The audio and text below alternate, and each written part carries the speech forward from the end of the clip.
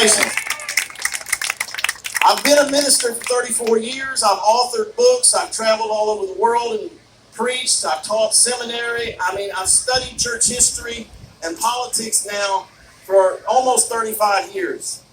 And I believe that we need new leadership. And I want to say that everywhere I go, I say, Alabamians, please do this for me. In 2022, we need a whole new group of legislators to go to Montgomery, because we only got a handful that are worth anything when it comes to freedom and protecting us and protecting our God-given constitutional rights. I want to say this. I thank God for Richie Horton. I see he's here today. Tommy Haynes, Andrew Sorrell. We've got a handful of true conservatives. Let me tell you something. I will look forward as governor of Alabama to work with true conservatives to actually push something other than the gas tax, and to stop these mandates, to stop these vaccine mandates, to stop these mask mandates, to stop the nonsense.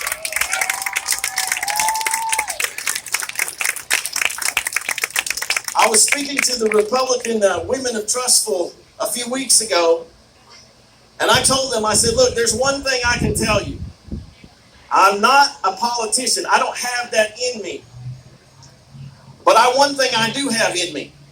If I tell you something, I'm going to do just that right there.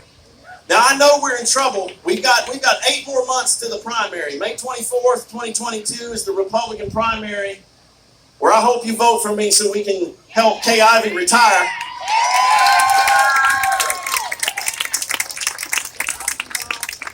But then we've got November, and then we've got January before I can be sworn in. We've got 1 year.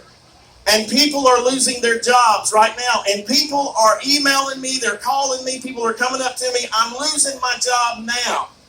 Now, let me tell you what a politician does. Kay Ivey talks about bringing jobs to Alabama. She makes her TV campaign commercials about this.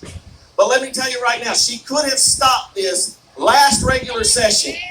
There was a bill to stop employer discrimination and to stop employers from firing people, and it didn't get out of committee. And it didn't get a vote. And again, they should have seen this. If they were leaders, they should have seen this coming. I knew it was coming over a year ago.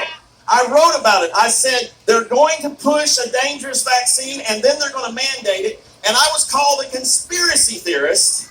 And here we are a year later, and this is exactly what's going on. Leadership is supposed to be able to look ahead and see what's coming and do what's necessary to protect your freedom and to protect you.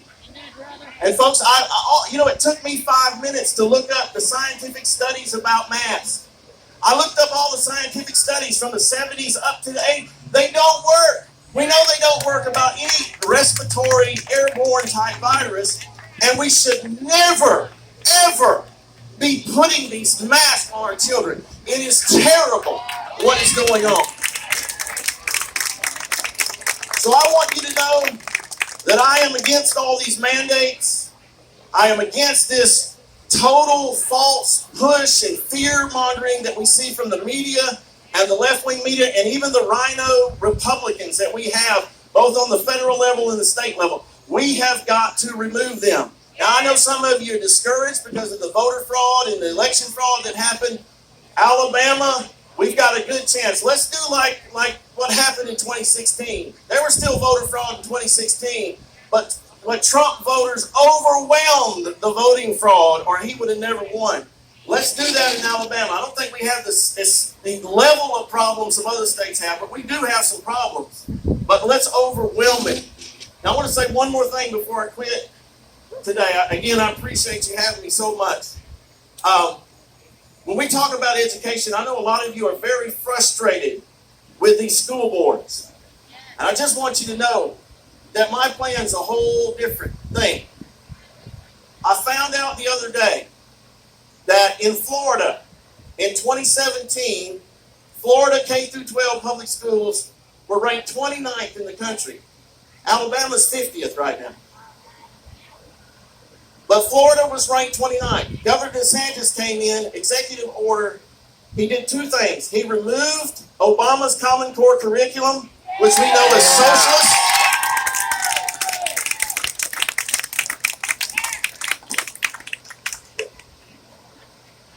Yeah, he removed that.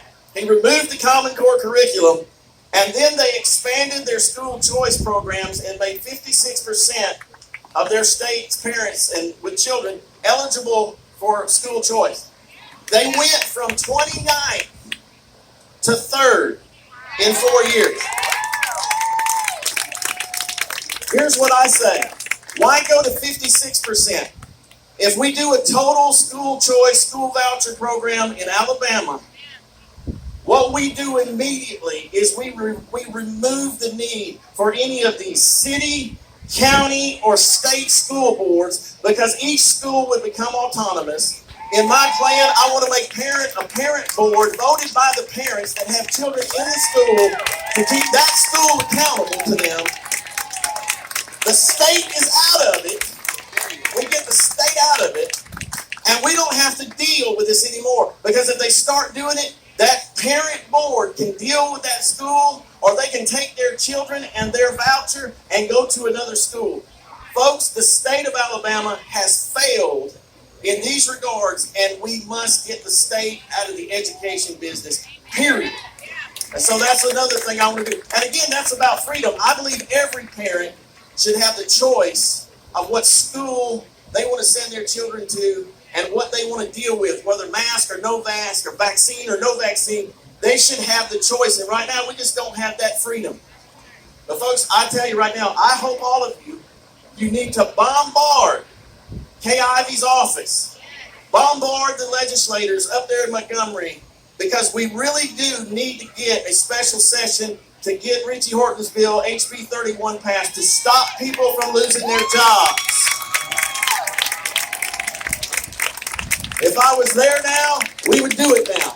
But let's do it. All of you start calling them. I know for a fact that when they get thousands and thousands of emails and calls, that gets their attention. So I want to say thank you. Again, my name is Dean Odle. I am running as a Republican, but I'm not like these weak rhino Republicans we have now, I assure you.